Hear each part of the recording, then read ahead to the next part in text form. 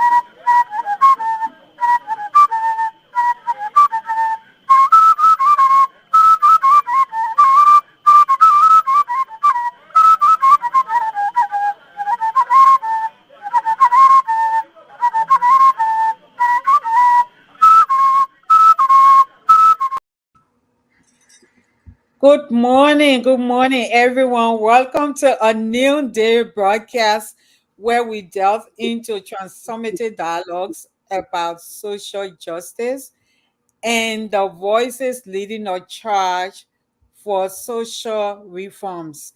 Here at a new day, we explore the intersections of politics, culture, and tradition with the leaders who are reshaping our world for the better.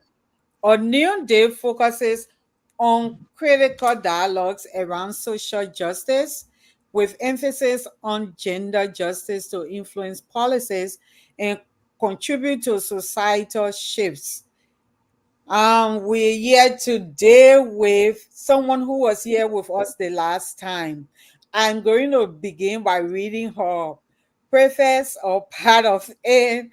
Yeah, she has allowed me to do that, so I am excited and feeling honored. So she begins with until lions have their historians, the hunt story will always glorify the hunter. Africanizing history and feminizing knowledge. Whose histories, whose stories, who icons? Our guest, Dr. Nwando Achebe, continues to question the manner in which African wars have historically and contemporarily been reconstructed. Dr. Achebe writes that we are cognizant of the fact that Africa was the site of some of the worst external abuses, a reality which resulted in a production of knowledge that has almost exclusively been shaped by these influences. She says we also share concerns regarding the ability of Africans to tell their own stories on their own terms, free from Eurocentric biases. We are especially concerned about this because the inconceivable and arbitrary violence born out of slavery and colonial discourse have produced an African canon that is as dehumanizing and silencing as brute force.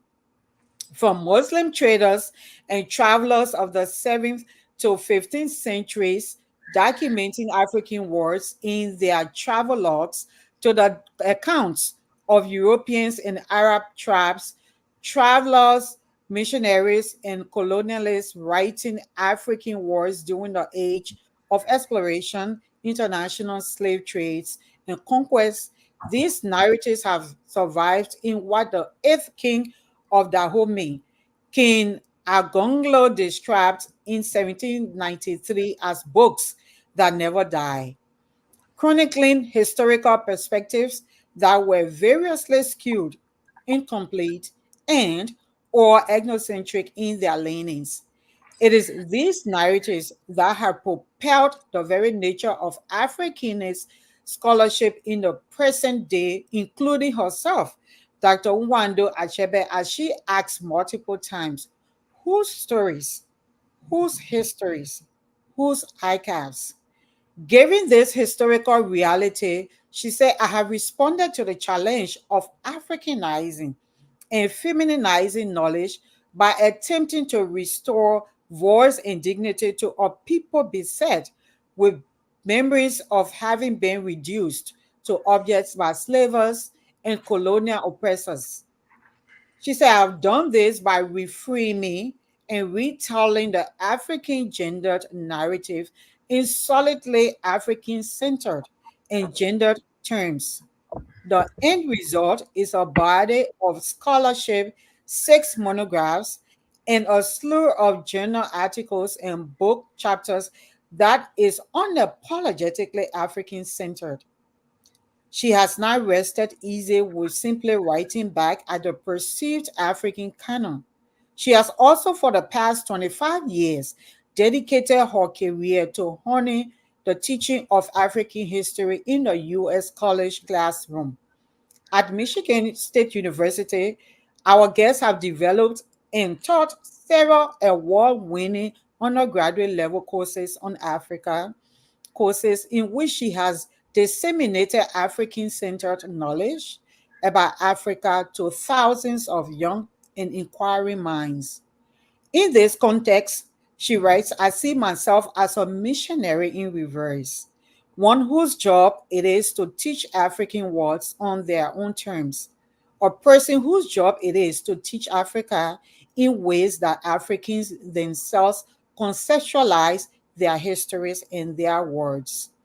And the end result of this pedagogical odyssey are histories that do not always neatly fit into Western defined models of historical writing, understanding, and interpretation. Whose questions, whose archives, who answers, our guest asks. For informed inquiry, she writes, elicits informed answers, interpretations. Dr. Achebe prides herself in teaching what she describes to her students as the history of another Africa, an Africa that they most likely will not find in an average run of a mill textbook. But it is an Africa that she writes, and I quote directly, that I know intimately, that I breathe, and I love. It is the Africa of my mother, grandmother, and other African women who have, during my past 25 years of researching and writing African gendered words, entrusted me with their stories. It is an African history that continental Africans recognize and see themselves in. These are our stories, our histories, our archives. Dr. Nwando Achebe is an associate professor of African history at Michigan State University. Dr. Achebe's research interests involve using oral history to study women, gender, and power in Eastern Nigeria.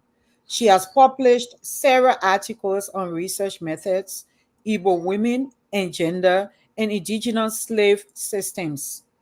She has given over 100 invited keynote lectures and talks on 4 continents in universities in the US, UK, Portugal, Italy, Spain, Germany, the Gambia, Sierra Leone, Nigeria, Ghana, Kenya, South Africa, and China. She has also served as an expert consultant for the History Channel A&E Network Corporation's Roots, the miniseries remake Destiny Channel's African Princess Project, and has been interviewed and featured in documentaries and news programming on 3 different continents.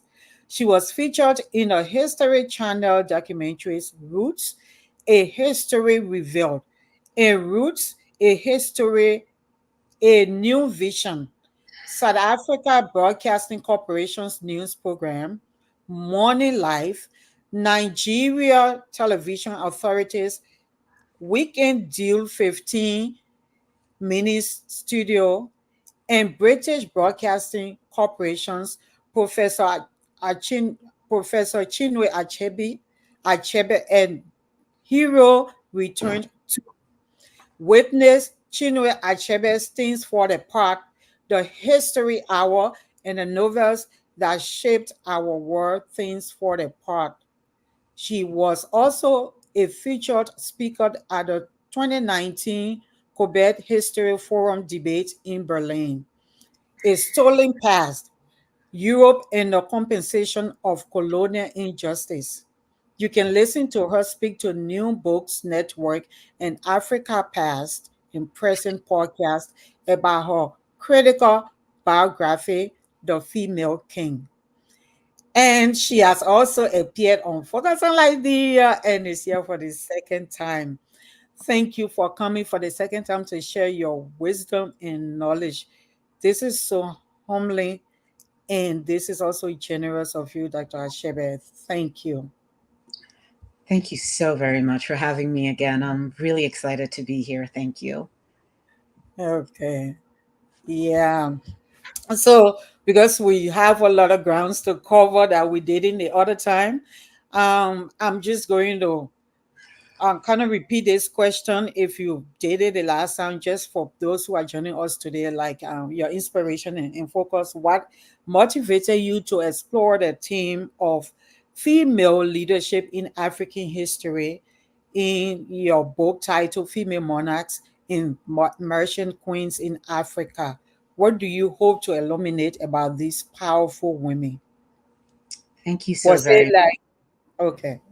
I was much. going to ask, was it about the limitations of ICAS or why the Eurocentric ICA is problematic? What drew you to explore this female leadership in African history through your book? Yeah, thank you so very much. What draws me to do what I do, not just this particular book, which is my sixth book, um, is what's drawn me to work on African women in general. And that has a story in and of itself. So it takes us back to the early 90s or the mid 90s when I was a PhD student at UCLA and sitting in class and having my professors introduce us to the worlds of African women and introduce us to African women through writings written by others about African women, which to me isn't the problem. The problem was that what they were introducing us to and the point of view from wherein these scholars analyzed African women's history was extremely Eurocentric and problematic. So we were being introduced to articles entitled Beast of Burden, the subordination of Swanan women. Swanan women are South African women. We were introduced to articles that spoke about African women as being sold to the highest bidder for their productive and reproductive labors, right? And I'm reading and consuming this African history or African women's history that was supposedly about me because I'm an African woman. And yet I could not identify with any of those women these scholars were writing about. And not only couldn't I identify with the women, I also had a problem with the way in which these scholars used archival sources to interpret African women's history. So if you take the first article, Beast of Burden, and looking at some of the evidence that this author used to claim that African women were beasts of burden, what was it? She had evidence that African women carried their children on their backs and went to farm. And so I'm sitting there with some of my African female friends, and we are befuddled. We're sort of looking at each other and shaking our heads and thinking, how do you arrive at beast of burden? Because the evidence tells you that African women carry their kids on their backs and went to farm. Of course they did. African women have always worked. We have no such thing as stay-at-home moms. And so if you were to sort of turn this upside down and have African women be the people observing European women at the time, African women will probably observe European women at the time and call them lazy because these women were not working during the Victorian era, right? They were sitting pretty and drinking tea. And so for me, it was a fundamental misunderstanding of evidence and interpretation of evidence. And so from that moment for me, it wasn't about getting angry, which I did, but what does anger do? Nothing. I mean, you get angry, you get over it. It was that moment that I decided that the only way to write this was to write my own histories. It's not enough to get angry at these authors.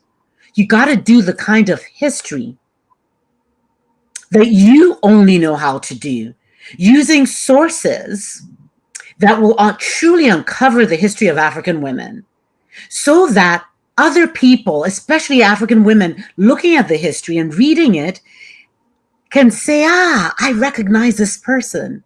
Even though this woman is from Egypt, she very much looks like my mother. She looks like my grandmother. She looks like my auntie. This is a woman that I know. And so that's really what's propelled me, not just for this last book, but all of my work, is how do we uncover the worlds and realities of the African women that I know. These African women that I've known have been exceedingly powerful. Uncovering their lives will help counter the narrative, the received narrative of the so-called subordinate African woman. And so that's really what's propelled me. And you talked about sources. I talk about my archives in that preface, and really encouraging people to problematize the so-called archive. The way that I use archive in my work is not just that building, that houses these documents that these colonial masters and government recognized anthropologists wrote. When you think about that European archive, what is it about? Those government recognized anthropologists came hand in hand with the colonialists. And so what they were writing about was how, they were in Africa to colonize, and therefore you cannot expect them to write these glorifying stories about the colonized. No, they're going to write about you being primitive, about you not knowing what you're doing, etc., to justify their stealing away of African lands, because that is what happened during the colonial period. So what I am saying is that, yes, we can use those archives, but let's problematize the archive, knowing full well that these colonial officers did not interview women, and so you don't get women's realities in those archives. For me to be able to truly write African women's history or gender history, I have to look at our history through proverbs. I have to look at our history through songs. I have to look at women's history through jewelry, through clothing, through cloth, through music, through dance. These are the various ways, oral histories, right? These are the indigenous ways in which our ancestors told the histories. And so that's what I'll try to do and capture in my body of work. Yeah. It sounds like you did such an amazing work. Because the number of years, especially that I took you for the research, one of the times during your presentation, I think I heard you mention about like almost 20 or 25 years, and I just read it. Anyway, so is that why you also mentioned before about decolonizing our universities? Because you say our books are so colonized. Therefore, because people are born into, even people who are born in Africa and live on the continent, do not mean that they see Africa in an African way, but rather in a Yeah. Eurocentric ways, unless we consciously unlearn these things. Yes, exactly. I'll just, and I'll answer your question, but I'll give you a recent example from my country of birth, Nigeria, talking about our need to decolonize our minds and decolonize higher education. So I don't know if you've heard that recently, I think it was last week or a few days ago, the government of Nigeria decided to get rid of our national anthem and go back to a national anthem that was written by a British woman. Our old anthem that talks about though tribes and tongues may differ, and talking using such problematic language about tribes, talking about natives. This is what the new president, or relatively new president of Nigeria, has decided that's going to be our national anthem. I say that, I mean, I don't actually want to say more about that. I just wanted to drop that in, right? But to really help justify what it is, this question that you've asked, right? Mm-hmm. We come from exceedingly colonized systems of education. If anything, those of us that study Africa outside the continent are being exposed to some of these arguments that go counter. And it's not, I don't want to sort of point the finger and say, oh, it's the fault of, no. Our systems are colonized. A lot of our university professors are teaching future generations of students through the notes that they learned when they were in college. So it is a perpetuation of problematic interpretations of the African continent, right? You know, a lot of times when I say to my students that the term tribe is problematic, and that if you were to look at the dictionary definition, it talks about a primitive people. You know, sometimes I have questions for my students who say, well, I've been to Africa, and sometimes I've heard Africans refer to themselves as tribes. And I say to them, that's a problem.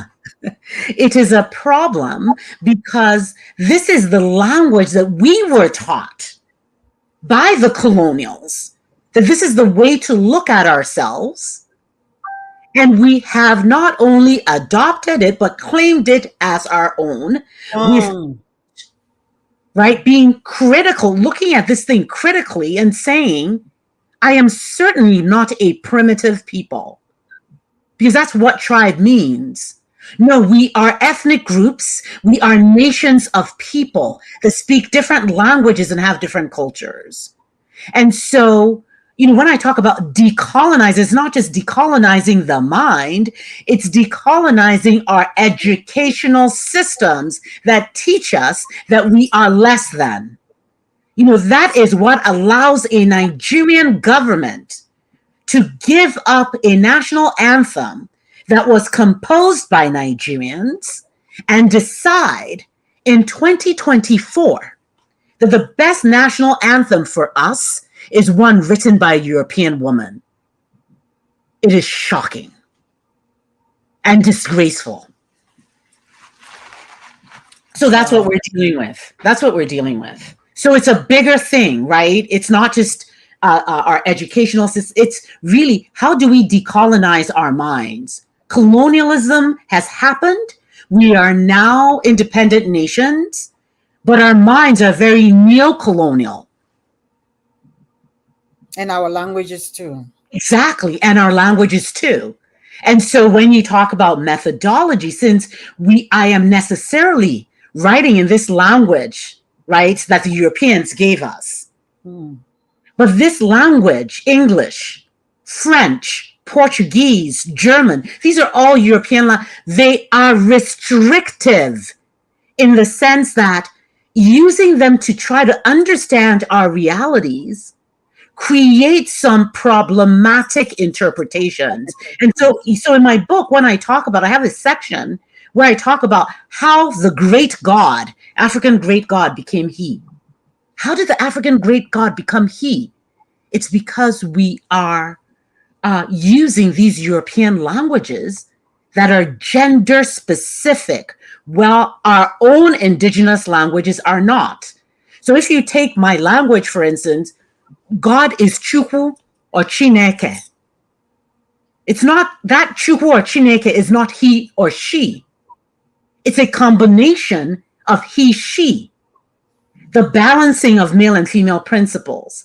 However, how do you write that in the English language or Portuguese or French when they have he, she, and they don't have that concept of both? Right? And so that's what those of us that work on Africa with these languages that can't really explain these cultures the way that we need them to explain, we wrestle with how can we use these European languages to truly get across what it is that we're trying to get across. Oh, wow. Oh, wow. All right. So just tell us a little bit about, or even more, but if time permits, about pre-colonial Africa. And I think 3,000 nations or more that didn't see themselves as one race. Yes, yes. So I like to say that, and in fact, even these categories, when I use pre-colonial, I hate using that term. Why do I hate using pre-colonial? Because it insists that you look at Africa through a colonial lens. It's privileging colonialism. When we talk about pre-colonial, we're privileging colonialism. And to me, that makes no sense. But let me go back to your question. So we're talking about what did Africa look like before the Europeans came? There's a lovely map that I like to show my students, and it's a map of Africa with as far back as before the Arabs came. Yes, it's this map with you just see like these very small, carvings, because what they are is the nations. Remember, we have over 3,000 languages, right? These languages are also nations of people that speak different languages and have different cultures. We're not talking about dialects, because each language, if you're talking about Xhosa, Zulu, Ishakiri, all of these individual languages have a number of dialects as well, right? So the 3,000 different nations of people that speak different languages, that's the way that the continent looked, right, before the Europeans came. Now, these groups of people did not necessarily get along with one another, right? So when you look at what is identity, how do Africans perceive themselves? We don't talk about race. Why don't we talk about race? Because we are all Black, right? So when you see the Arabs coming, the Arabs came. They came in the 7th century in the Western Sudan. That's when they started coming in. For the Swahili coast, they're coming in by the 15th century. When you see Asians in Africa, Asians came as well. I'm not saying they're not African now. I'm just giving you the history, right? Asians came for the first time during the Indian Ocean slave trade. They came through the same routes in which Africans were taken out of Africa during the East African or Indian Ocean slave trade. Africans were taken out from that east coast of Africa, the Swahili coast, and they were taken to Europe. They were taken to North Africa. They were taken to Asia. The Asians followed those same trade routes and came into Africa. And they're settling in Madagascar. They're settling in the southern part of Africa. They're settling in the Swahili coast, right? And it's until later that we have Asians settling in other parts of Africa, like, Uganda, Kenya, etc. They're being brought in by the colonials to help build the colonial railroads. Right. So I'm saying this just to say that when you think about identity before the encroachment of the Arabs, the Indians, and the white people. White people are first coming into Africa in the 15th century, right, in South Africa. And they're Really? claiming, yes, and they're claiming that they came to an Africa that had no people, which was an absolute lie. So they're talking about we came to vacant land, and they did not. So when you're looking at the roots of the apartheid system in South Africa, it's because these white people came into Africa in the 15th century, and continue to come in, right? So, but I'm talking about an Africa before all of this. Yeah. Africans did not identify as Black people. We identified as these different nations of people that spoke different languages. And yes, we're all Black, but so what? My identity as an African woman is of somebody from the Igbo nation. Somebody else can be of the Kikuyu nation or the Luo nation or the Xhosa nation, right? That is the way that we identified.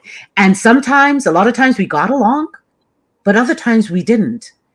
And if you came from a centralized society, these centralized societies often fought one another.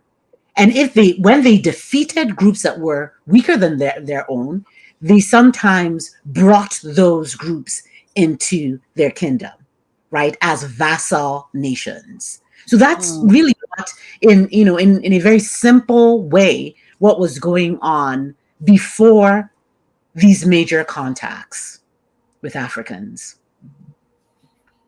Oh, wow. Thank you. Somebody has a question. I'll get to it. I want her to go through my questions halfway. Yeah. So, yeah, Dr. Achebe, you noted that in African societies, biological sex and gender do not necessarily align, pointing to a more fluid understanding of gender. Could you elaborate on how this flexibility impacts social and cultural structures within these communities?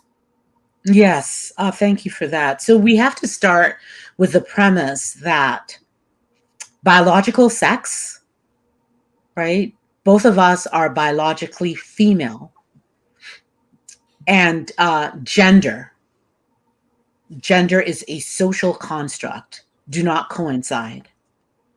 And people from Africa understand this very well. Like, there's no tension. They understand that you can be born biologically female, but regarded as male. It's not that your biological sex is changing. It's not changing. You're born biologically female, but you are a gendered male. Or Please you get could be that. born, yeah, or Please. you could be born, biologically male and become a gendered female.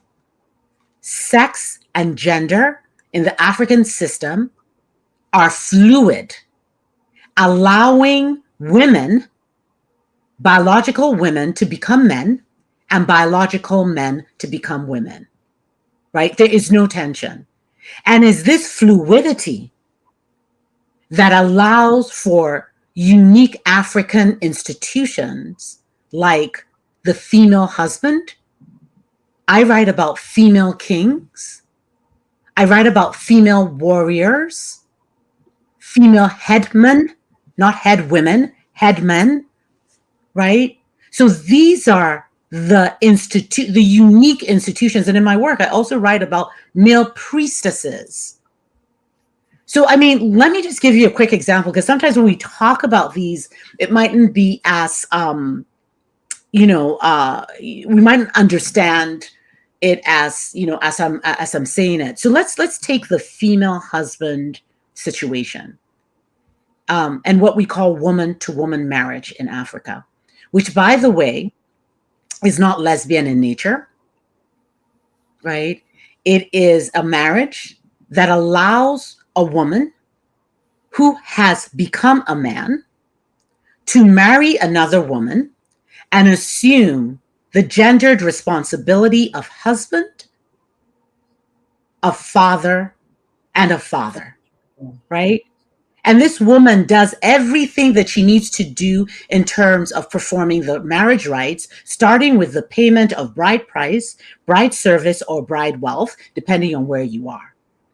She marries. If I were to marry you as a female husband, I will be paying bride wife wealth, bride service, bride price. Any children, we are not having sex because it's not a lesbian relationship. Any children that you have belong to me and bear my name. So I like to say that, my last name is Achebe. My child does not bear my last name. Why? Because my husband paid bride price. But if I want a child to bear my name, I can marry another woman, pay bride price. When she has a child, that child will bear the name Achebe. And in that way, my lineage continues to grow. And so who typically does this? These are women who sometimes are barren and cannot have their own kids. But also we've seen instances in which women like me want to have children that bear their own names, and therefore they can be married to men and at the same time married to women. When they're married to women, they are female husbands and female fathers. When they are married to men, they are women and wives. So that's one example. Okay. Quickly, can you please throw light on the bride price? Like, how people interpret it. Some people interpret it as paying for, just clarify that it's a token. Okay. And Yeah, bride price, bride wealth, bride service is one of the most misunderstood institutions in Africa. Most misunderstood. People have talked about bride price as you are buying women as property. Nobody's buying anybody in Africa, right? We start from the premise in Africa that all children are wanted. All children are wanted. Any kind of negative interpretation of children, this whole illegitimate, that happened as a result of Christianity coming into Africa. Before the Christians came in, there was no such thing as an illegitimate child. What does that even mean? All children in Africa are wanted. They're not illegitimate, right? So if a woman happens to have a child without being married, that child belongs to her and her own lineage and bears her name.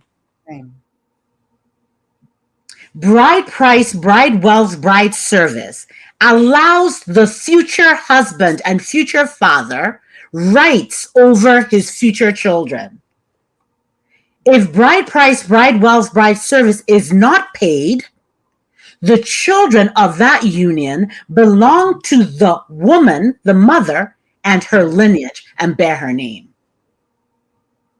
So that institution is just a customary amount of money. So in the areas where they have, let's say, cowries, most people that most nations that used money either use cowries or rods. Sometimes you will find that it is that which they would use for bride price, and that's why it's called bride price, whatever the money is. In nations where it's wealth, like, for instance, the Kikuyu, in many nations in South Africa, where cattle became the wealth of, or was the wealth of the society, they would use that to pay bride wealth. Yeah, in my case. Exactly. In certain, that's what it was. Okay. And then in certain, and cow for my father family. Exactly. That's what. Wonderful. And then in some places, it's not cows or goats or money.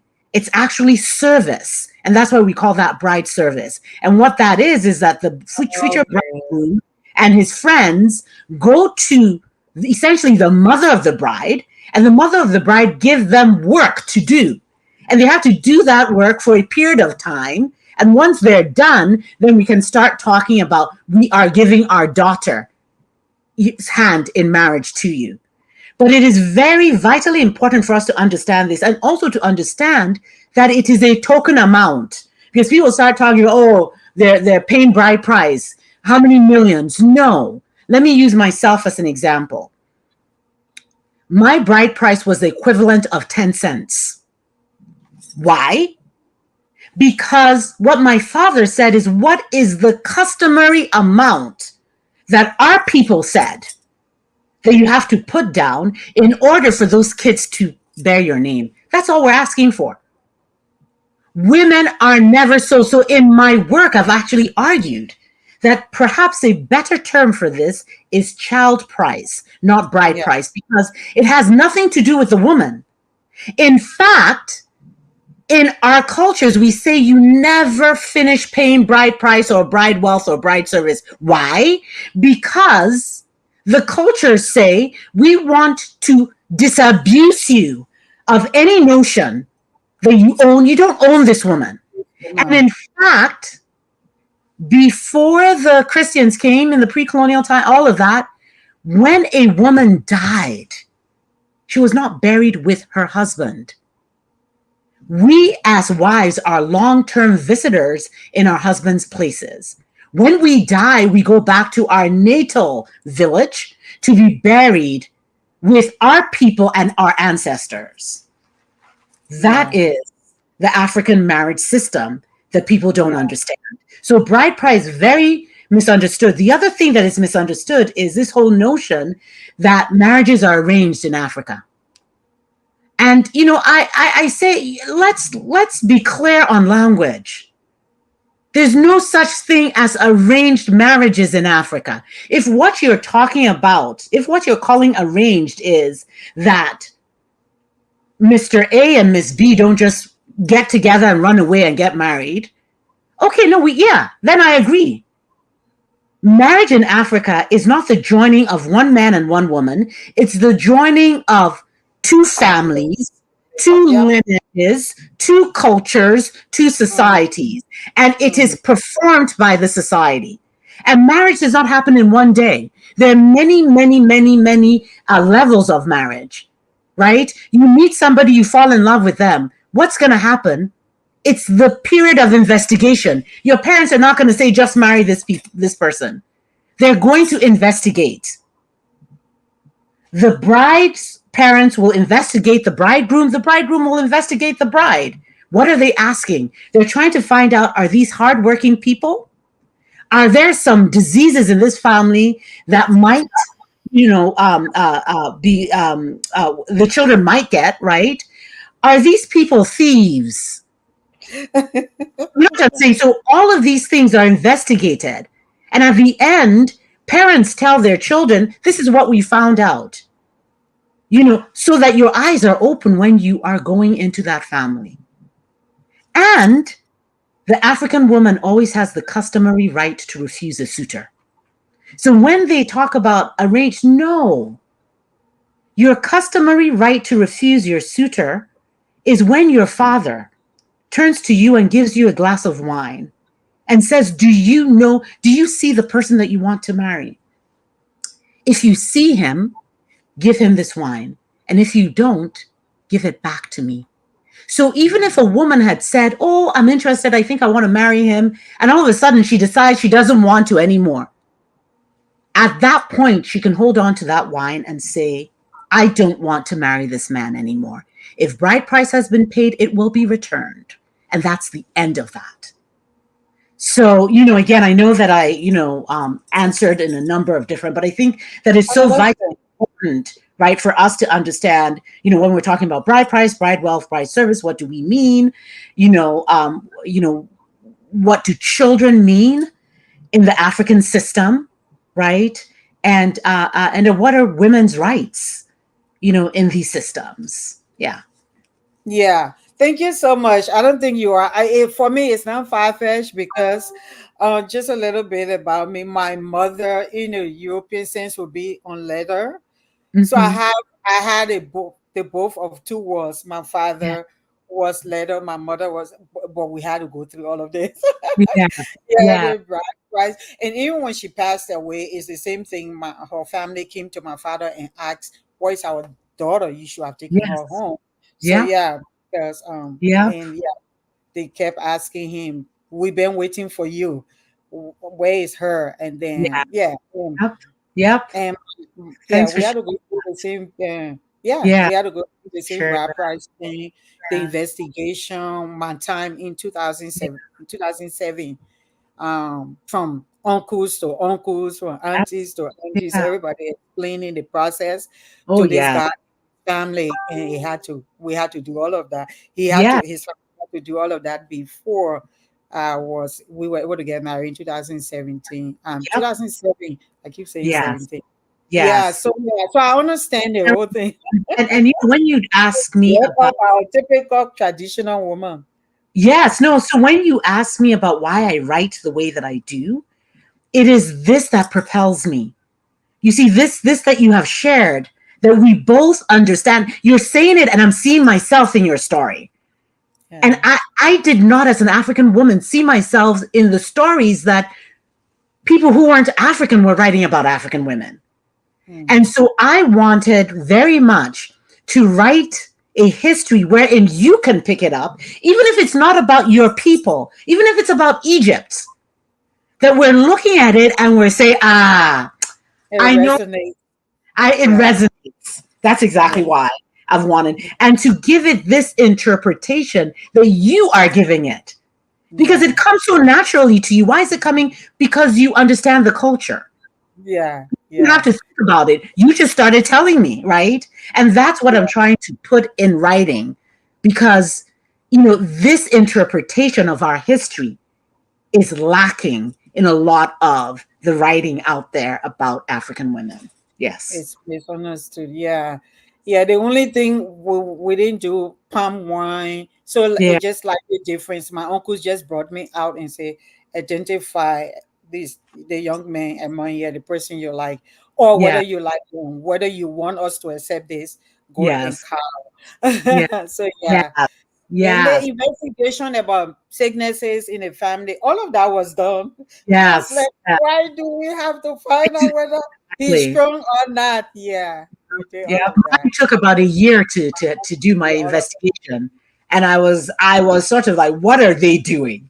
They were just asking, and again, it's so vitally important. And when that. people talk about marriages in Africa, a lot of our marriages last quite much longer than marriages here. I would attribute it to some of this background work, right, that is done beforehand, right, to so that the family, you truly know the family that you're marrying into. Yeah. Yeah, yeah. Thank you so much. So the African worldview. So the overarching African worldview, how it integrates this. Oh, my question is, can you describe the overarching African worldview and how it integrates these spiritual and gendered dimensions into daily life and governance? Okay. Yeah. So one of the things that I believe that my contributions to the writing of African history, one of the major contributions is the fact that I have argued that if you only focus on the human, which is this world that we're in, we're human beings, and you write the history of human beings, then you're actually only writing one half of African history.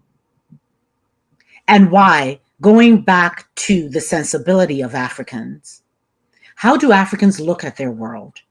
The world is not a single world, it's a dual world, a world of dualities, where you have the physical seen world, which is this world that we're in, but we also have the unseen spiritual world, which is the world of God, the great God, the world of the deities, the gods and goddesses, the world of the oracles, right? The world of our ancestors. And so in my work, I'm arguing that in order to tell the complete history of Africa, we have to tell the history of both of these worlds.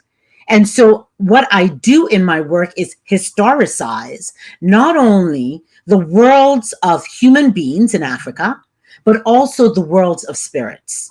And I also argue that these worlds are not separate, right? They're connected.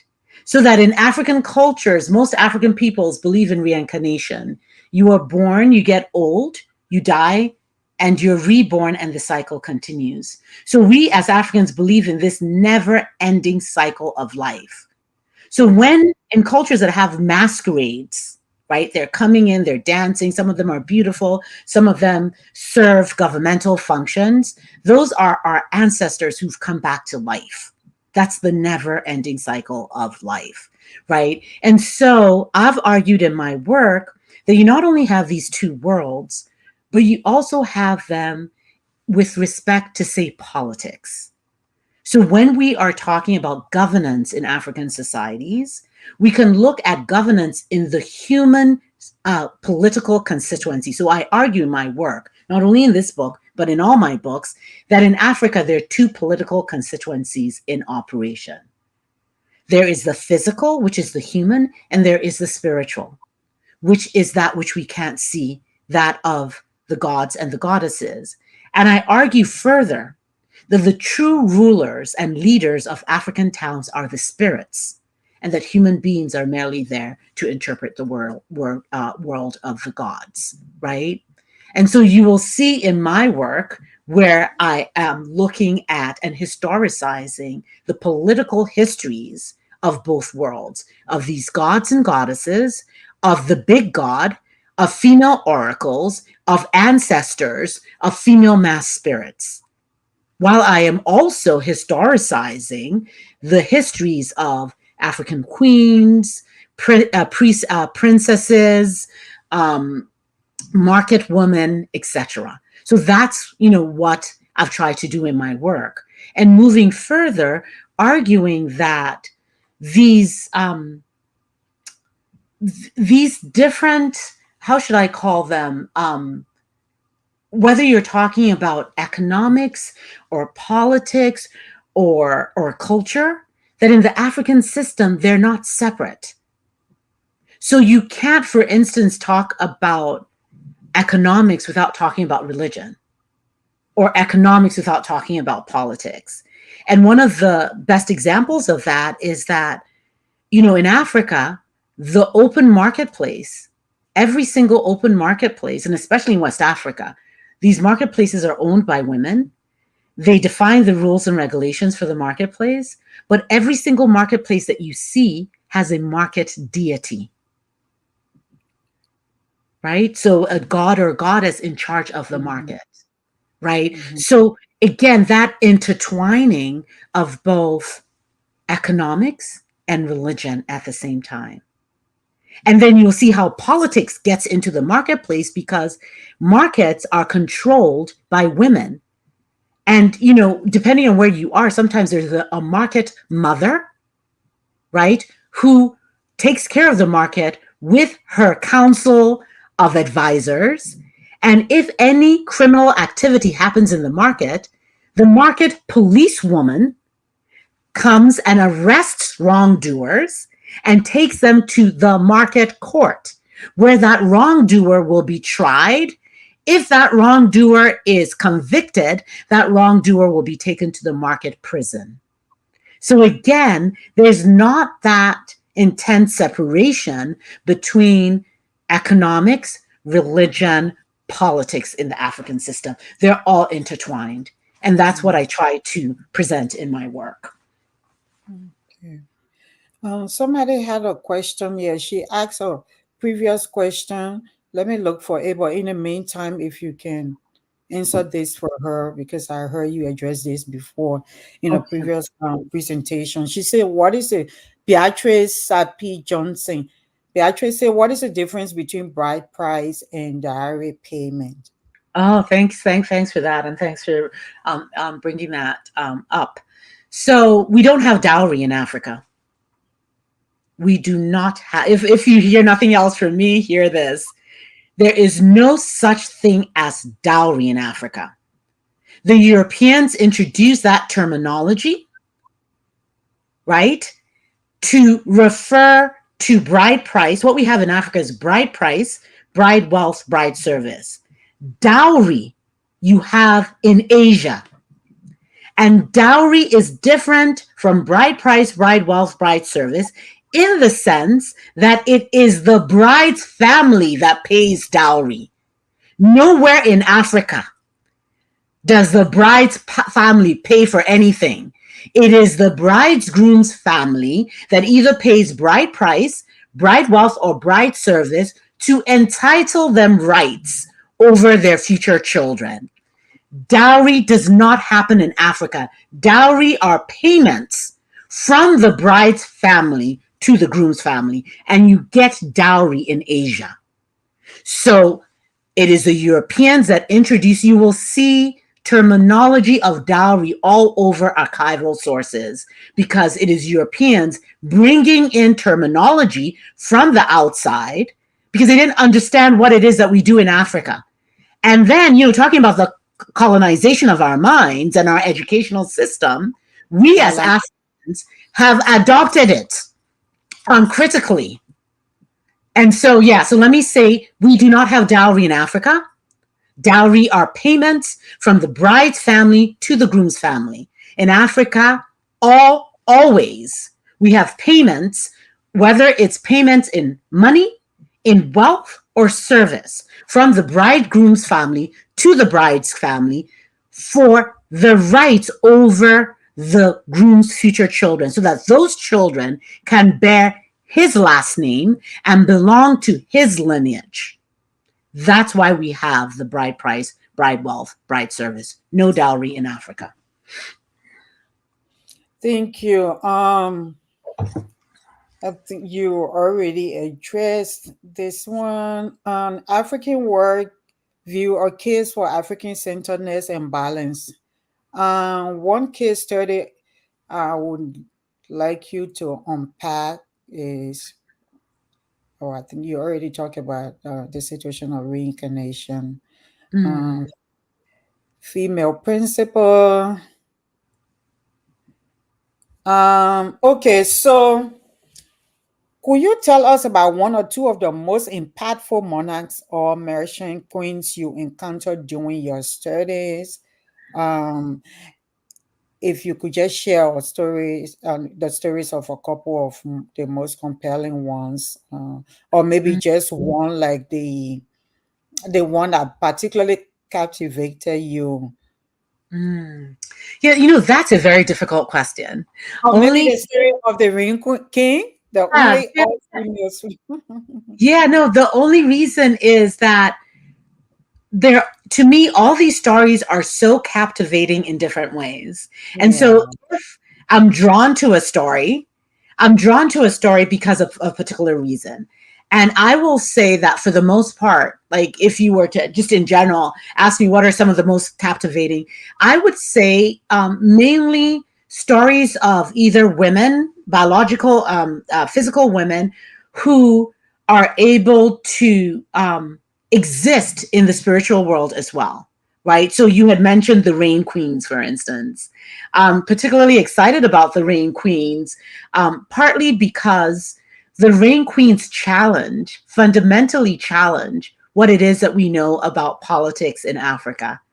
So I have argued alongside with people like Kamene Okonjo and some other African feminist researchers that in Africa, we have what we call the dual sex system that is in operation, or a complementary system. And that essentially means that men are not on top of women or in charge, that in African societies, there are two systems in operation.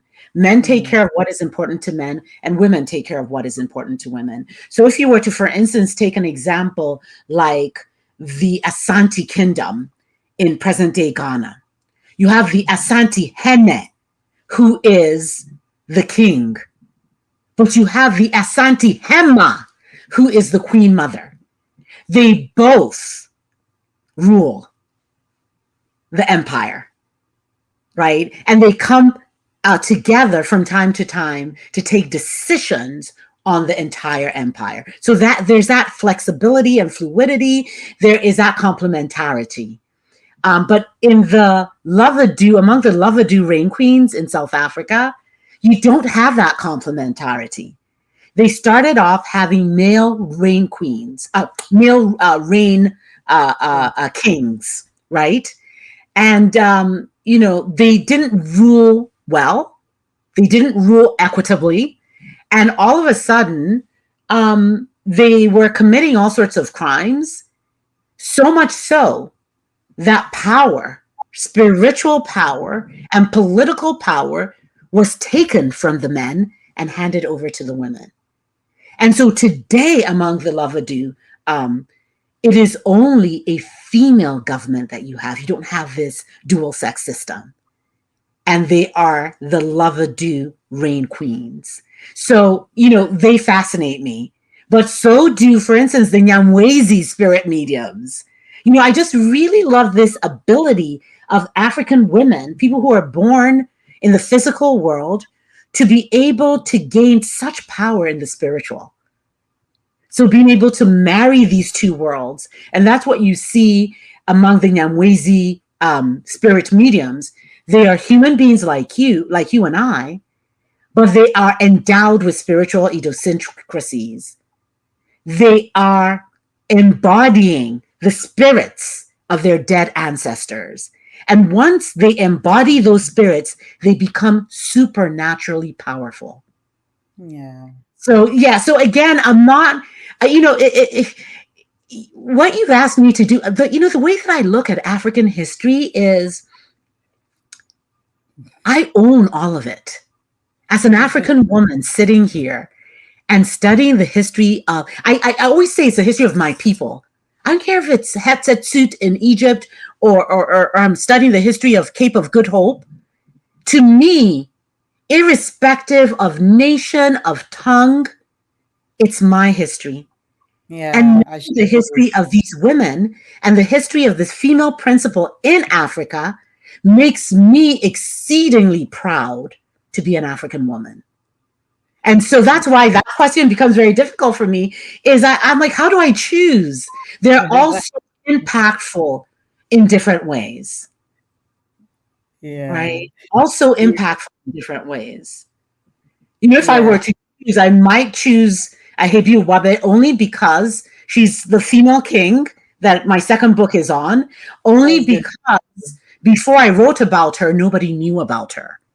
So it's a thing of pride for me to have been able to introduce the world to this incredible female king who I believe, and I write about her as the fact that she's every woman, that we as women can see ourselves in her life.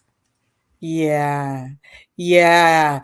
That's a segue to my questions about her. How was she every woman, the female king? How was she every woman? Unpack the concept of, after that, okay, then I will hold on to this question. But yeah, how was she every woman? Tell us a little bit about her. Give the audience a little background about her. Yeah, so her name is Achebe Wabe, and she is, or was, because she passed away in 1948, the only female warrant chief in all of British Africa, and female king in Nigeria. Not queen. And so let me just say a few. Wait, how much is that book again? I want to inform the audience so that they can check it out. Oh, I don't. The cheapest book that I have is this last book, which is It's this Female one that Authors. we're talking about, Monarch. That's Yeah. I think it's 1695. like $100. Oh, no. This one, no, it's not. It's my first book that is in the hundreds. This one should be, I think, probably $29. The Female King of Colonial Nigeria. They should check on Amazon. It's on Amazon. I think it's about $29. I don't think it's more than 30. But anyway, so she became a king in an area of Africa where we have no kings. So she was a king in Igbo land. The Igbos say that Iwe Nwereze, the Igbos have no kings. They further say that if you want to be a king, you can be a king in your own mother's backyard. Why do they say this? They're cautioning about autocratic individual leadership. The Igbos believe in leadership in the community. So leadership by male elders and leadership by female elders. So Achebe Obabe was born in the late 1800s, and she was born in a small town of Umweda, which is in northern Igbo land. She was born to a farmer and a trader. What I was able to uncover is that when she was about 13 or 14, the terminology that they used for me was that she got lost. And so I kept asking, I said, how does a 13-year-old get lost? And then they would tell me she became a prostitute. And I said, was she a prostitute before she was 12 or 13? So in other words, I'm trying to get to the point of how does she get lost? You're telling me she got lost. She got lost and then became a prostitute. But how did she get lost? And it was only until I had spent, I think, 2-3 years in that community that they decided to expose the community secret to me. What had happened is that Achebe, this young child, had been given in marriage to a deity, to a female deity. And that process in Igbo land is called Igomogo, to become an in-law of the deity. To be given in marriage to a deity, you have it all over West Africa. In some parts of West Africa, it's called Tokosi, in the Ghana area and all of that. It's all over, right? And essentially what it is it's a form of slavery in which a human being is married to a deity. Why is it slavery? It's slavery because that human being can never marry a human, because you are always married to the deity. And the idea is that when you're married to a deity, almost like in woman-to-woman marriage, you go out and you have children for that deity, and the children that you have bear the deity's name. So that was what had happened to Achebe, and she refused to be dedicated to this deity. That's why she ran away. So she didn't get lost, she ran away. She runs away to a different community. It was a kinship system among Vigala. She spends over 20 years there. As she's there, she's able to interact with the British that are coming in and colonizing Nigeria. She learns how to speak Pidgin English. She learns how to speak Nupe and Igala. So she was multilingual. She interacts with the Ata of Igala land, who's the king of Igala land. We do know that she became a prostitute, but she was a high-class prostitute that essentially had sex with, Igala kings and the British.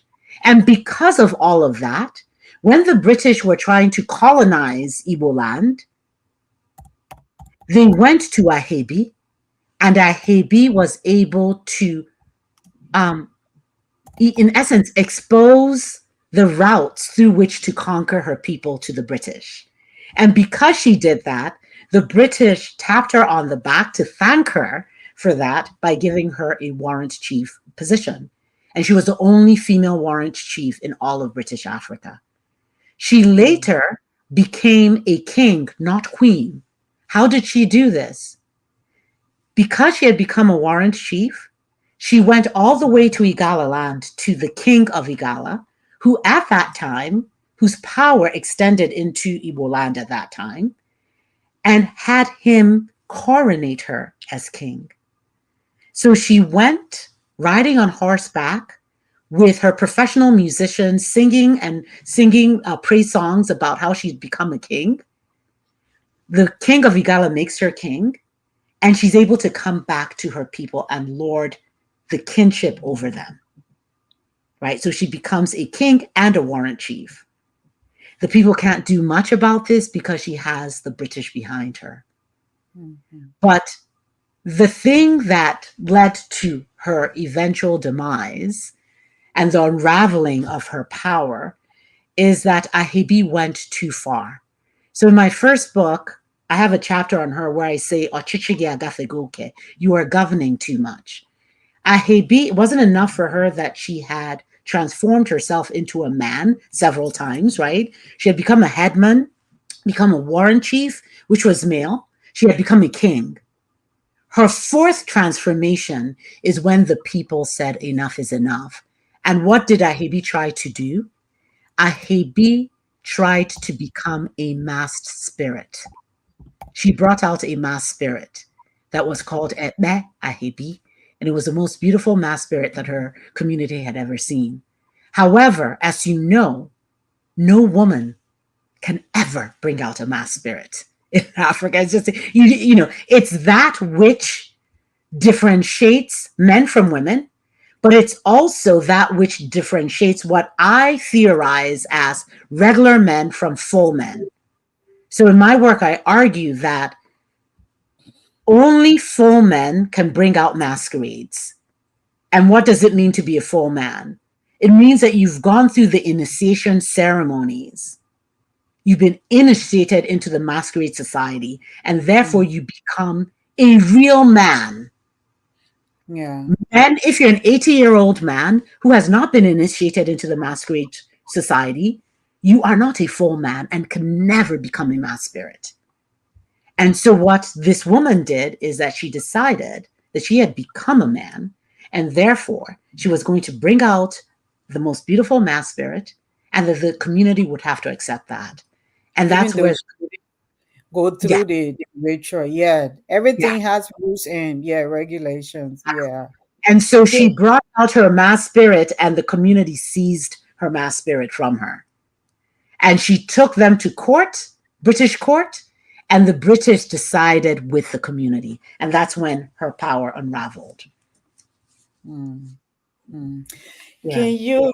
Yeah, that's fascinating. Oh, wow. Okay. Can you please unpack the concept of prostitution back then?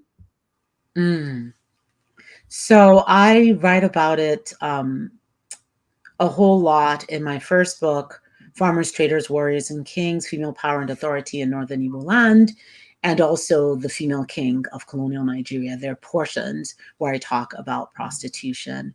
And essentially, I think that the important thing to note is that prostitution in the African system was not the same as it is here, right? Prostitution was much more than just the exchange of sex. Prostitution could have been about conversations.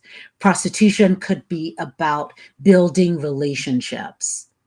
And most importantly, in the African system, at least before the Europeans came, and I hate to use pre-colonial, but that people understand that in the pre-colonial era, there was never the position of male pimp.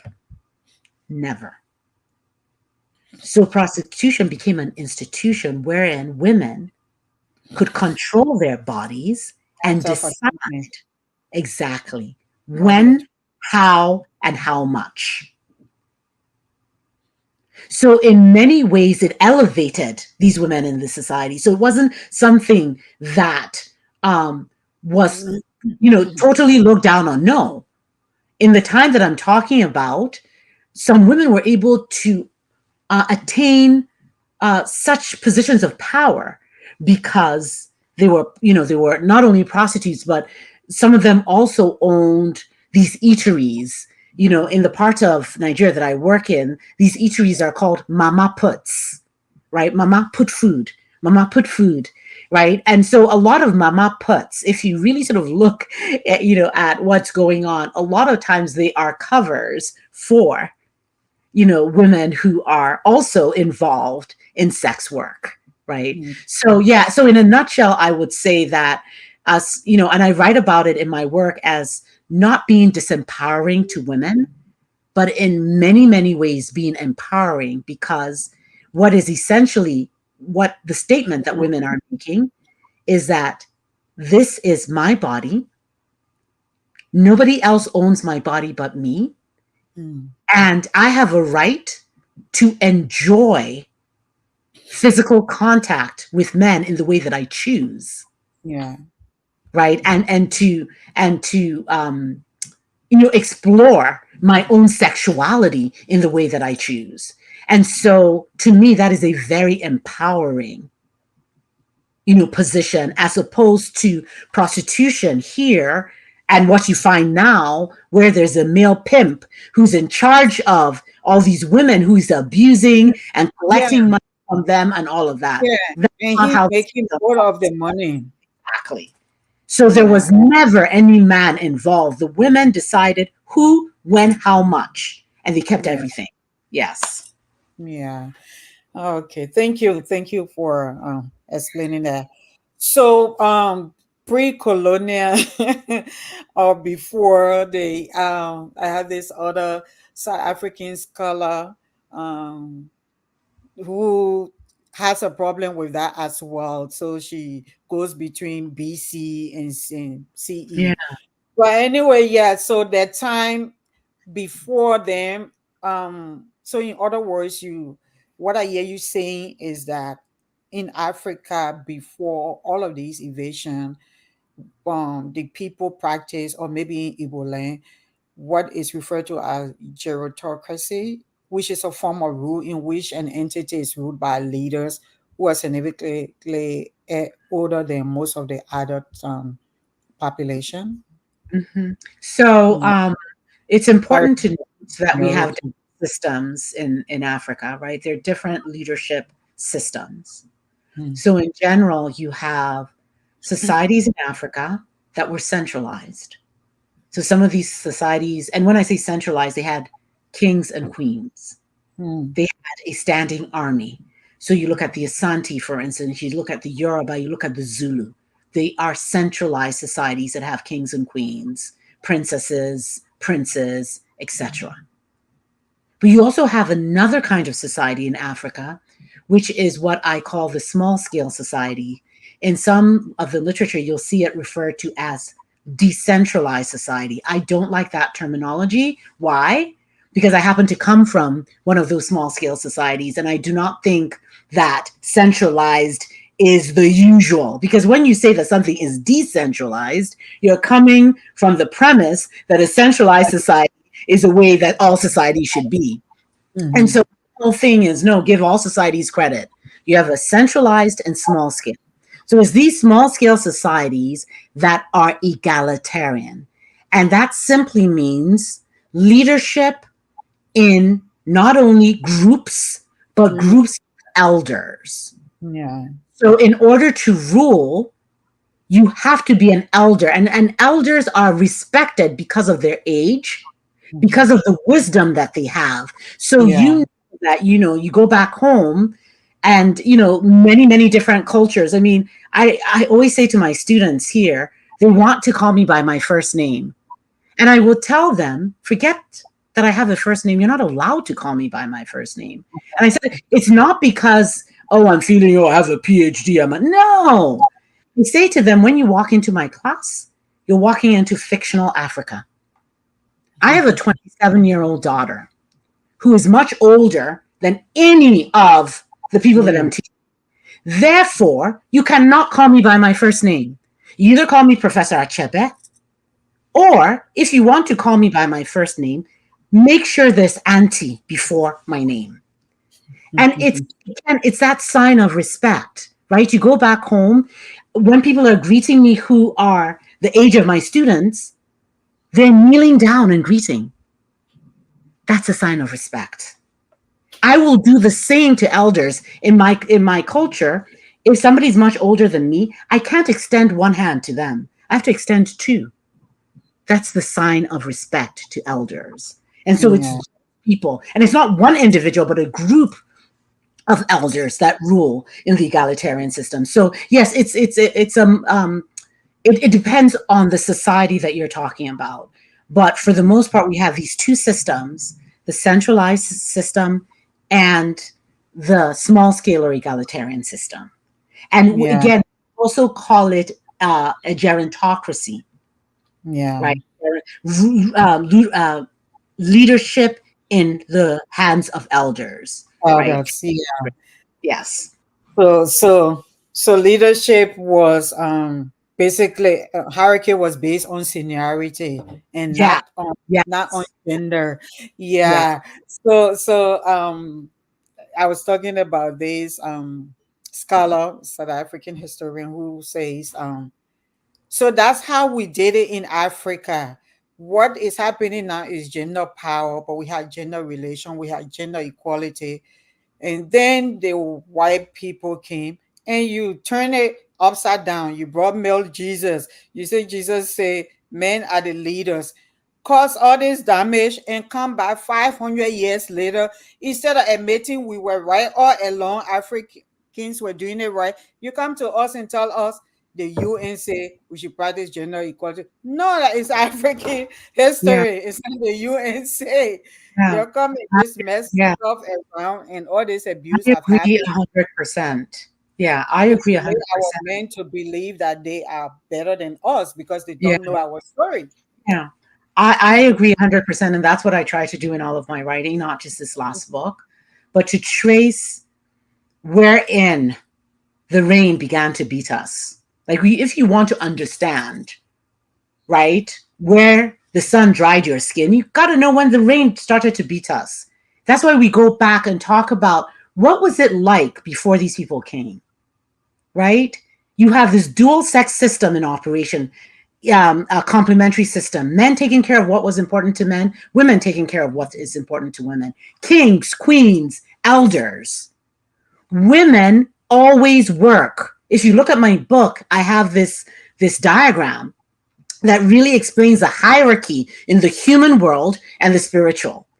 And at the very bottom of the human world, I have that category called useless people. Why do I have that category? If you are able-bodied in the African system, and I say able-bodied, which means you don't have a mental disability or any kind of physical disability, male or female, you've got to work. If you don't work, the work ethic in Africa is so important. And if you choose not to work and instead become a village bum where you are drinking beer and, all of that, then guess what? You're not contributing to society. And if you're not contributing to society, you are useless. Right? So when you know that that was the truth for African women, and we've talked about, look at all the powerful positions they were in as queens, priestesses, all of that, right? That happened all before the Europeans came. The Europeans come, they remove women entirely from the political. And spiritual realm as well. Exactly. And brought a And male God. the spiritual realm, what is happening, you introduce a quote unquote male Christian God,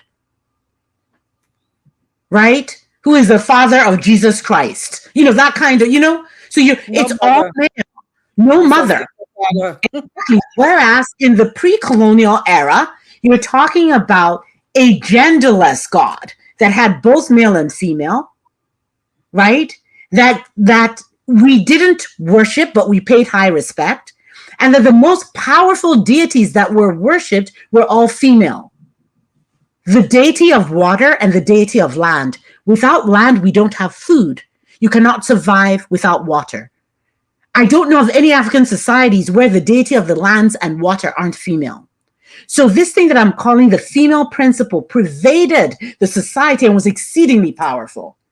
And that's what they pushed to the background, introducing a male god, male priest, and all of that. In the political realm, what are they doing?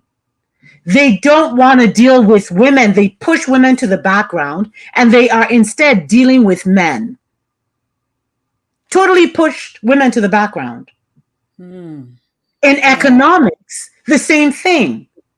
Women were farmers, traders, weavers, potters, you name it, women always worked. In charge of But when the you use the Victorian ideology that they came in with, and they're thinking that women should be at home having kids and sipping tea, they didn't want to engage with women. And so there was a gendered switch where the women who were the farmers and the traders are now being removed and men are being replaced. This is what happened during the colonial period. So what we are suffering today in Africa, and this is why in my book I bring it to the present, my argument is essentially before the Europeans, Arabs, all of these people came, our system was complementary. Women were not subordinate to men, period. Yeah. Women were exceedingly powerful.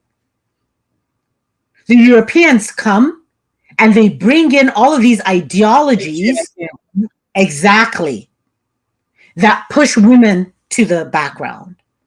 And my argument is that we still have not been able to regain the positions of power that we had before these people came. Because like you said, yes. Because like you say, we have to decolonize. Do you know how I can cringe?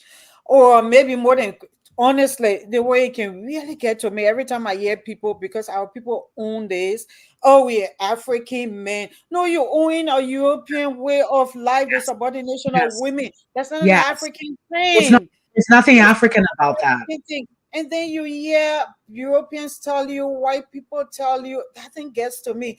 Oh, you from Africa, all the time, I know they don't listen to women there, and that thinking really get to me every Yeah. time. Or Yeah. what? I'm not trying to be racist, but I'm telling you, Yeah. this is something that they believe that they're teaching us to be Yeah. civilized, how to treat Yeah. women better. But Yeah. because we don't know ourselves, they have given them the history to us and claim ours and telling us Yeah. that they're teaching us how Yeah. to be serialized and to be And progressive. that's why it was so vitally important. And I don't know if it was with you that I was talking about who is my audience for this last book, right? It's a small book. It's my cheapest book. It's for any person that is Black. It's not just because typically it's Africa, it's Nigeria, but this is for young Black people the world over. Why? To deal with what you've just said. We have been taught all of this stuff, right? How do we get to a point where as a people we can be proud, right? That's why that last chapter that I wrote is really an answer to a lot of these irritations that you're talking about, where I'm able to say, let's take the US of A, right? Let's take USA. The USA has never had a female president. Irrespective of all of the stuff that Africans have been, and again, mind you, we haven't been able to dig ourselves out of this patriarchy, right? But still, we rise. And that's why that chapter, I went through the number of African women presidents, and a lot of times the president that lasted the shortest time was a 14-hour president, but she was president, right? And to be able to just show that irrespective of everything that we've gone through, we are digging ourselves out. And so I do that in the political realm. And then you see a country like Rwanda, where there is parity, actually more than parity, in terms of women in the Rwandan parliament. Yeah. You don't have that in the US. Rwanda is number one in terms of gender parity. So we need to know our history. We need to know, because if you don't know, they will define you. Come at you with all this nonsense, we're not able to say, sit yourself down. Y'all, we have not had a female president in the United States. Right. We've had several in Africa. Several. Mm-hmm. Including my country, Liberia. Exactly. Right? So these are the things as an African woman that make me proud. Right? Mm-hmm. And the thing about history is that when you know your history, there's really no end to where you can go. It is knowing your history that allows you to carry yourself with pride. Yeah. To put your face up. Right? That I come. And we're not saying it's perfect. There's no nation that's perfect. That's not what we're saying. But we're saying enough is enough when it comes to all of these really problematic depictions of African women. Pictures. Yeah. This is who we are. We are uncovering, pulling it out from digging it up from all of these lies. And because these women existed and these women did what they did for you and I'm able in 2024 to say I am in a US university. I'm not only a full professor, I am an endowed professor. I'm an administrator. I'm a journal editor. That would not have been possible if I weren't sitting and standing on the shoulders of these African women who paved the way for you and I, for you to have this show, right? Without that, there is no way we would be sitting here having this conversation. And so to me, that is not just the beauty of history. It's why I do what I do. It really gives me pride in person.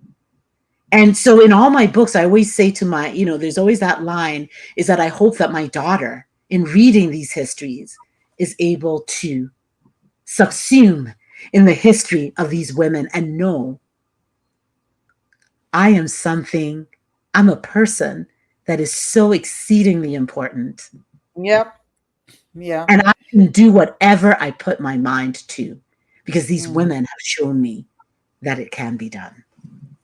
Yeah. Wow, that's awesome.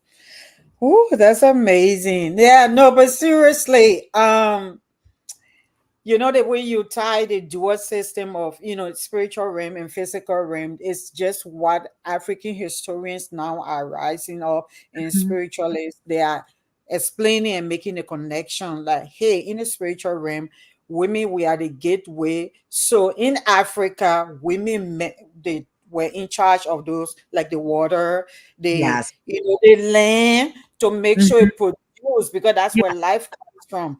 Yes. So Yes. man gave the sperm or the seed, and then a woman reproduces through giving birth, through becoming pregnant. So that is translated from the spirit realm. That's why they were in charge of agriculture and all of those things. Oh, But yeah. then when we move today, we can't even get correct farms. We're struggling in those areas because there have been a turning upside down of our system, our way of life. Exactly. And we need Yeah. to return. And again, it's that, people sometimes say, forget colonialism, it happened so long ago. No, it didn't. If my late father could say that Nigeria is not his mother and Nigeria is not his father, then Nigeria is his child. My father was older than the country Nigeria. That just gives you a sense of how very young our democracies are. We're not as old as these European, we're not. And we've gone through all of this. So, again, we can't overemphasize. I talked about that map with the 3,000 different nations. These nations were autonomous. Then you come in and you draw lines, irrespective of the people, their cultures, so much so that you have some people where, because the Europeans have drawn these lines, they have family in one country and family in another country. It doesn't make any sense.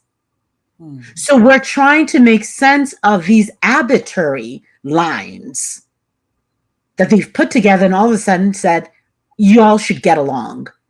And so when you're seeing a lot of these wars and all of that in Africa, I mean, there's a reason. Yeah. There's a reason. And, hopefully, we'll just keep taking those steps in the right direction. But as it concerns African women, regrettably, we have not been able to get back to the kind of gender complementarity that existed before the Europeans came. One other thing I know that we haven't talked about, which tends to come up from time to time in terms of, because I talked about woman to woman marriage and how it's not lesbian in nature. some scholars have accused me of pretending as though there's no homosexuality in Africa. And, I would just like to clear that up. Someone When had I a question. say, Yeah. okay, when I say that woman to woman marriage is not lesbian in nature, it's not. I am not arguing that homosexuality does not exist in Africa. It does. It exists everywhere. And in fact, for those of us that work in this area, we know that a lot of the homophobia that we have today in society has very little to do with African cultures. Yeah. The Yes. homophobia that we are seeing today From is, relation, like, thank you, from religion that came yes. during the colonial times, right? So it's these colonials that are bringing in these homophobic laws. Response.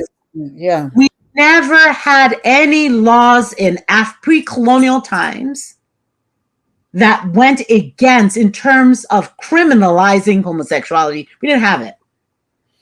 And Yeah. I Again, want to, because I haven't seen it. Now, if somebody can come up with and really show me with good evidence, right? And so I'm again giving that as an example about how, things are taken out of turn. And then, with homosexuality, it's not just this is happening during the colonial period. Then you fast forward to today, and you have these religious, what is it called? Some of these churches, especially in the U.S., who know that they can't spew this kind of hatred here. So what do? They go to Africa, they give them money, and they're spewing all sorts of homophobia in Africa. So this movement is also being supported by some of these religious movements outside Africa. So that's what we are seeing right now.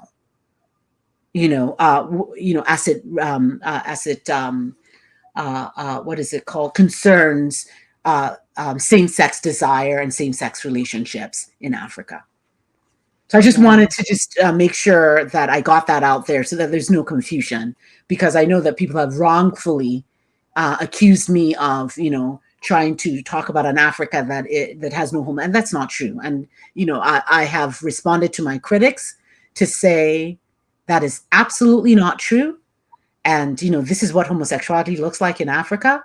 But if you are saying that woman to woman marriage is homosexual, till the end of this world, I will fight you on that, because that is not true. How do I know? I've done the research. Not only did I interview hundreds of women, but frankly speaking, in my family, one of my aunts was married to a woman. So this is not, we're not, listen, one is not, do not use a Eurocentric lens to look at African institutions. It's not helpful. It's not helpful. No. Yeah. Yeah.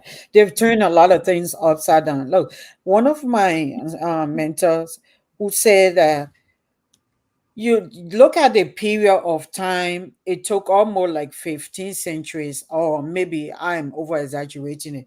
But from the time the Arabs came, and then later, then the Europeans came, all the trauma and miseducation that we've gone through, it would take too much to kind of, for us to reverse all of the Yeah. damage that Yeah. have been done to us Yeah. on our continent. Yeah. Even the issue of them destroying plants or the environment, that they didn't listen to Africans.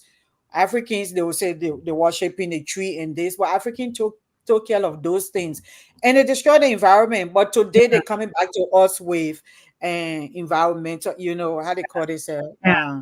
So they're I teaching us about that. they teaching Yeah. us things that we already before they Yes. came, I like you said, it. but then they came to loot resources and they destroy those things. But today they're Yeah. coming back in the name of UN Yeah. development goals to tell us things that our ancestors were doing. Yes. Telling Yes. us Yeah. about gender equality Yeah. and all of that. But Yes. yeah, most of your points just resonate. I could go on and on. The part that I was talking about, my auntie coming and asking, and they were crying, asking my father for my mother dead, but it was because we live in the capital city, Mm-hmm. and we didn't have the time to go back in our home in a what we refer to as the interior, the rural Yeah. part, Yeah. because right after my mother buried, my father got sick.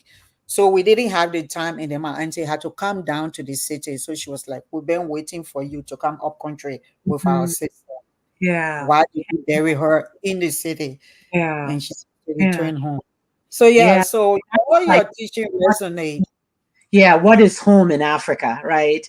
My daughter Yeah, knows, it's funny really. because my parents have heard me say that if I drop dead tomorrow, you will not be burying me in a cemetery here. I Yeah, need to go home. And that yeah. whole concept of home is not just anywhere in Nigeria. It's not in the Nigerian city. Oh, Home is where my ancestors are. exactly. That's the Right? issue they have with my dad. You're going back. Is that He never keeps ending cycle? Yeah. Yeah. yeah. Going back home. Going back home. And the Yeah. issue about the two hands, my late fiance, he used to shake my dad hand like this. He Yeah. put one on Yeah. his Yeah. wrist like Yeah. this. He never Yeah. shook a hand straight. He would bring it down, Up. lower than that. Yeah. God, my Yeah. dad hand. Yeah. And I mean, we just have to learn ourselves. I mean, some of us know these things because we were brought up like that, and then some of us along the way we lost ourselves because we want to Yeah. be Yeah. Europeanized. Yep. Yep. Yep. Yeah, Yep. thank you And so it's much just for your time with us. yeah, no, Um, thank you for having me. yeah. Before these two people get mad with me, let me just ask their question. Then I will let you go, please. Okay. She wanted to know. She wanted to know about tribe and what was her question? She says when you were talking about the tribe, she said I'm from Liberia and we have many dialects. So can Mhm. I say my ethnic language is crown or my dialect is crown from Liberia? And I know you Ah, don't know what crown is. Yeah. but Kran is a language, right? Yes. Yes. So that is her nation. So that Yeah. is her ethnicity. It is her nation. It is her Crown. language. And I would Yeah. assume that Kran language has many dialects. So Yes. it's really our understanding of the difference between a language and dialect. So I Mm. would say my ethnicity is Kran. My nation is Kran. It's crown. I'm from the That is crown who nation. I am. But Mm. within Kran, the Kran language, there are many dialects. I'll give you a quick example. So I would say I'm an Igbo woman. That's how I would. Now I wouldn't even say I'm Nigerian. Nigerian does not, because Nigerian is a colonial construct. I'll Mhm. say I'm Igbo, and the next thing I'll say is I'm African before I even talk about Nigeria, because Nigeria is colonial, right? But within Igbo, Igbo has over 50 different dialects.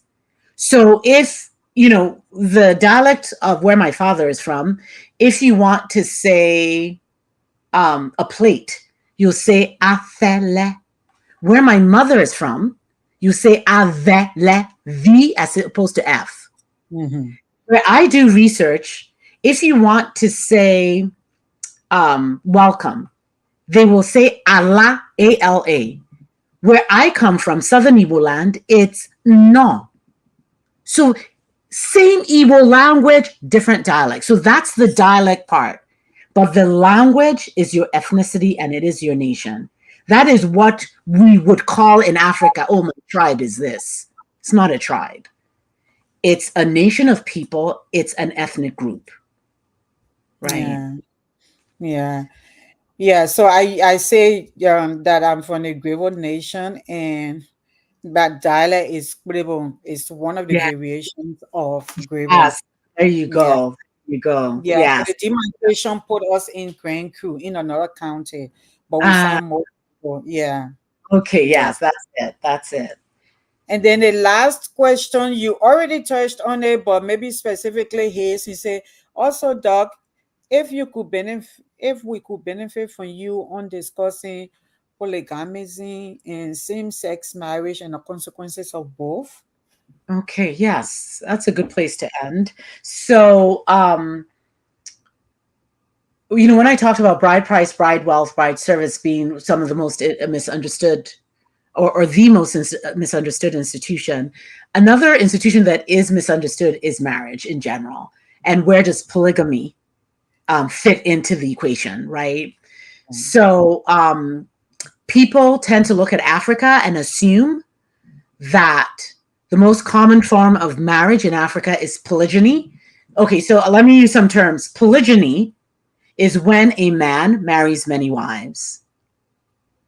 Polyandry is when a woman marries many husbands.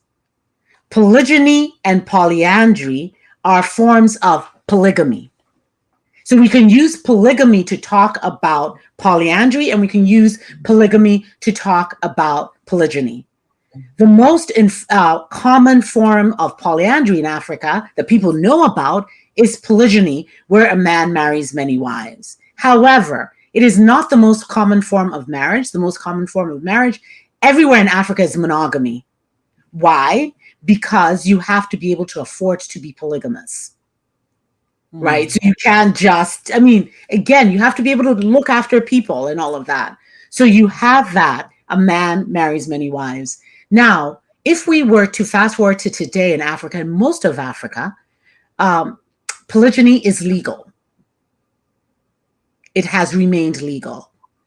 In Nigeria, for instance, I think it was in the early 80s or so, the Nigerian government toyed with wanting to ban polygyny.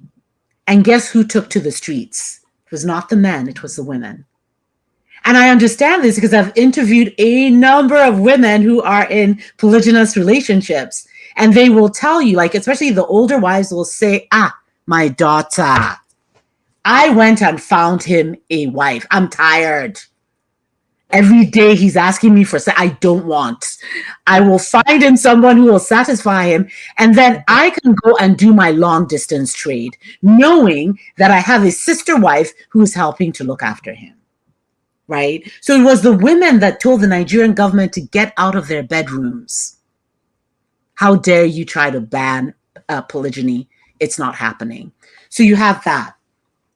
We also have in Africa, and you were asking about some of the most fascinating, I must say, some of the most fascinating research I've done, and it's not about women and power. Well, I mean, I guess you could talk about polyandry in relation to women and power, is working on polyandry. So polyandry is where a woman marries many husbands. And polyandry as a marriage form is very rare in the world, but we have it in Africa. Yeah, South Africa is an example. Some pockets of Sudan, some pockets of Kenya. We have it in the group that I studied was a group in Nigeria, the Irigwe, right? We have Irigwe, they do it, Kadara people. So there are various, and then you have it in many areas of Asia and also in Native American communities. And what it is, and I agree with this, theorists have argued that polyandry is common in regions in which the natural resources are very, very harsh. So in other words, if you see where they practice polyandry, it's normally like up in the hills or up in the mountains, and they have very little arid, what is it called? Arable land, good land, right? And so the theorists argue that polyandry happens in those areas because you have to subdue population, right? It's nature's way of making population smaller. When a man marries many wives, you get many children. Listen, if a woman is going to have one child, she can marry 10 husbands, she'll still have that one child. They right? can always as theirs. Exactly. And so the theorists have argued that you find polyandry in those areas in which the natural resources are harsh. And so it's nature's way of trying to prevent war so that people are not fighting against one another. So we have that as well. Yeah. For most polyandrous relationships, at least the relationships in the areas that I've studied in Nigeria, polyandry was banned in 1968.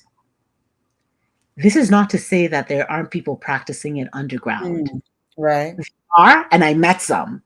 But again, in fairness to them, and not trying to bring any kind of hostility or what is it called to them, I don't mention names and all of that. But I do know that it was quote unquote banned in 1968, and yet there are people who are practicing underground in Nigeria.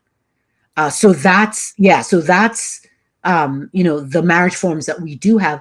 And it's very important to understand that regardless of Christianity or Islam, and again, remember, Islam allows a man to marry up to 4 wives as long as he promises to love them and treat them equally. That is Islamic law, right? And so when it comes to polygamy, it's the institutions are so much more seamless there. There's an understanding between African indigenous religions and our culture and Islam. Like, it's much more, not balance is not the term, but there's a lot more understanding, as opposed to when the Christian church came. What did they do with monogamy? exactly? They destroyed families by insisting that if you had more than one wife, you're going to choose one and divorce the rest. Yeah. I remember stories about doing evangelizing up country, and then the struggle of having to explain to this man for him to lie. 3 of his wives go with the children. For me, I've always told friends, I don't know, maybe sometimes they just don't wrap their head around that. My mother, in our language, would say, man is heavy. Like you said, the old lady was telling you, man is heavy. From childhood, I never understood man is heavy until I said, man is heavy. Don't mean with man. Everybody can share him. So I came up with that. So I've always told friends, as long as we discuss it, there is an understanding. Then there is this cordiality and respect. Instead of people hiding from each other, then it seems like, Exactly. Yeah. And like you said, when I describe it to my students, I always say there is that honor and respect. A man doesn't go out like this hiding stuff, and no, you discuss. I don't like it. A lot of times, that wife is going to tell you it's time for you to find, or she'll find somebody, right, in these systems. So that's what's happening indigenously. And then you look at what's happening today, what I call elite polygamy. So elite polygamy is happening with educated women with their PhDs choosing to be second and third wife. Now, if you look at that situation, why are they choosing that? They're choosing that because the person they're marrying is so freaking rich. So, I mean, they know why they're doing it. It reminds me of talking to somebody recently, a guy, and I was like, if you can reach that place, just discuss it, it can happen. You're okay to be second wife. Well, I was brought up in a home where my father had multiple, and we all grew up together. I don't know. Yeah. And you had there was something wrong with me, but I know I've never had problem with that. Yeah. No. Nothing. I mean, that is, and again, that's what I've been trying to do in my work, is to, how do we explain our cultures, right? So that they have the understanding of what it actually is, right? And that's what I've tried to do in my work. Yeah. Wow, I could talk with you forever. Thank you. Going on 2 hours. Oh my goodness. Okay. Is there anything you want to leave with us? If you want to read, is it the last you already talked about it? I wanted to do that as a reading, but you went ahead and talked about it, about the women leaders. So if there is a part in the book that you want to leave with us. Okay. Let me see if I can pull up the book and see. Yeah, do that. Sorry, I didn't. Is there something? Let's see. But yeah, we could, otherwise we could read quickly. Let us see. I'm trying to find. Yeah. Here is. Okay. Oh, yeah, you read the preface. So yeah, I don't know. Okay, so let me see if there's something that elaborate on customary Western marriage. She already talked about it. So traditionally different marriages. Yeah. So we already talked about it. But yeah, I grew up in a community where that was common. Yeah. Um, at the multiple times I was approached by women and say, can you be sister somebody to me on this guy? So Yeah. it's not a So concept for maybe I can read the preamble. I okay. don't know if that's going to I'm just, looking at something I can read quickly. And it's the introduction, and I call it the preamble. Um, Okay. so in a 2014 newspaper story, women arrest Boko Haram fighters in Borno. Hausa journalist Hamza Idris reports on a mysterious incident that throws light on the conviction held by African peoples about the interconnectedness of the human and spiritual worlds and the forces therein, illustrating the belief in the ability of human beings to tap into this unseen world of spirits and channel their extraordinary powers to influence activity in the visible human world. The article captures the interconnectivity between the two worlds. And so let me just quote from the article. Quote, some women in Woza town of Borno state are said to have arrested 7 Boko Haram fighters who wreaked havoc in the town on Sunday. Shortly after their arrest, angry youths and vigilantes in the town rallied and lynched the terrorists. Some residents who spoke to the Daily Trust attributed the daring arrest by the women to mystical powers. Sources in Goza said many insurgents had earlier in the day intercepted a vehicle loaded with bread, slaughtered 4 of the occupants, and drove the vehicle towards Zambisa forest. A witness from Goza, who did not want his name mentioned, said, quote, after seizing the vehicle conveying the bread and other valuables in Goza, some of the insurgents moved towards Sambiza forest and met some of the women on their way. The insurgents wanted to attack the women, but their guns did not work. They tried hitting them with the boot of their guns, but mysteriously, all the hands of the insurgents hung until youth and vigilantes in the area mobilized and killed them. Mohamed Gava, the chairman of local vigilantes in Borno State, confirmed the incident. Quote, when the gunmen were moving out of Goza, most people fled to safety, but those women refused to flee. I think the insurgents were angry and wanted to attack them, but met their Waterloo, end quote.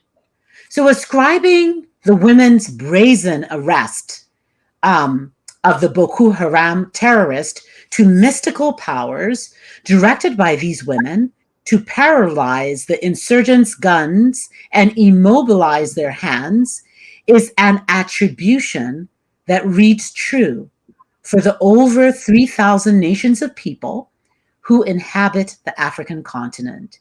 It is this belief in the interconnectedness between the human and spiritual worlds and the viability of power flowing from spirits to humans that we witness in the explanation of the Woza women's action.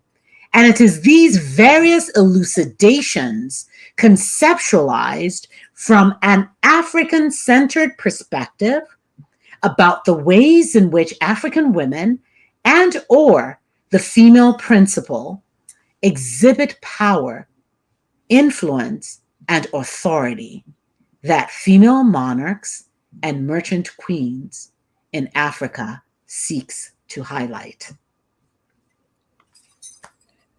Wow, that's another fascinating event. I heard you share that before, so I'm glad that you did about Yes. those women.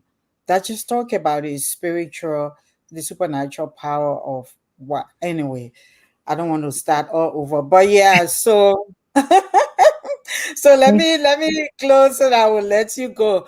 But Thank you it so much for really has been, it really has been a very I don't, I'm out of words how to describe this, but this was really great. Thank you so much. I can't thank you enough. And on Thank you. behalf of Focus on Liberia, the Yeah. CEO Dennis is not around, but I want to say thank you. Thank you for teaching us in the community today and for sharing such great wisdom and knowledge with us. Yeah. Um, Thank you, my sister, for having me. thank I you. I just feel my heart is full. Let me put it that way. My heart is full that we're not only able to have this dialogue, but just it was a conversation, Yeah, and for me to learn from you, and to have the opportunity to share my work. Thank you for the platform. I truly appreciate you, and I thank, appreciate all of the work that you are doing in this thank, context to thank you. elevate us.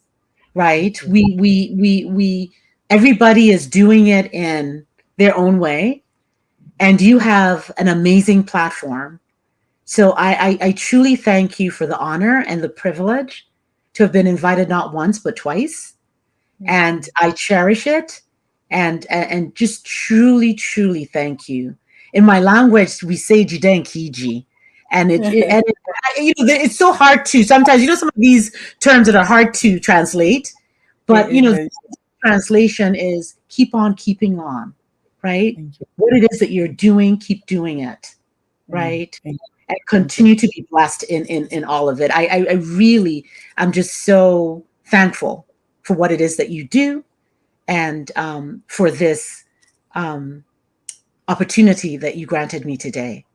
So Thank thank you. you. Thank you. Thank you. Thank you, Dr. Achebe. Thank And you. that's what a new day. I always confess and prophesy and tell our ancestors this is a new day. There has to be a shift. Yes. We have come full cycle. I'm going back to my roots, Yeah. please.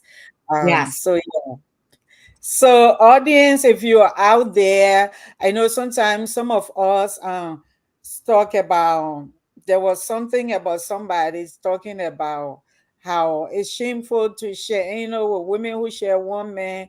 I mean, people should have the right to choose if they want to, and I don't see why another person should decide whether it is you who gets to Yeah, decide yeah, what is shameful when for we another. talk, yeah, when we talk about shamefulness, again, it goes back to what we were talking about. Who taught us that? Yeah, yeah, Right? It is religion, it's the Christians that are telling you that yeah, that is wrong, yeah, right? yeah. We I had mean, our own religion that privileged it. So no, it is not wrong, right? yeah, And everybody has a right. We talked about religions and all of that. Yeah, I mean, those that practice traditional African religions have every right to practice it, yeah, and we have yeah. no right to judge. No, nobody should. I wouldn't tell you that you feeling inferior for centering your whole life around one man in a monogamic relationship. You choose that. You shouldn't also shame me for being okay with sharing or having multiple partners Yeah, or yeah, sharing being in a relationship with multiple partners as yeah, well. yeah. But yeah, that's why As a a new day is historian, about. yeah. My job as a historian is to explain society to itself. And Mm-hmm, so, and I do it with the utmost respect. There's no mm-hmm, shame in it. Woman to mm-hmm. woman marriage actually is an elevated and a privileged form of marriage. Yeah. And so, if you feel it's shameful, then what I would say to you is sit with yourself and really question, where is that coming from? Coming from. Who's Exactly. teaching you that it's shameful? And why do you Mm-hmm. think it's shameful? Yeah. Right. Yeah. That's all Yeah. I would say, and we'll leave it there. Yep. Doing this for changing mind and attitude, for also self-reflect. So thank you so much for joining us on the new day. Thank you for being a Thank change and for you. sharing your day with us, Thank Dr. you. Achebe. And audience or viewers, thanks to all of you for joining us as well. Let's continue the dialogue, elevate our voices, and actively participate in shaping a world where social justice isn't an aspiration alone, but a reality. Mm. Let us join us next time on a new day as we continue to explore and advocate for social reform to change our minds and attitude. Remember, change begins with a conversation. Let's Yes. make every day a new day for progress. Thank you for tuning in, and I look forward to seeing you in the next episode. It's a new day, everyone. Take care. Goodbye. Yeah.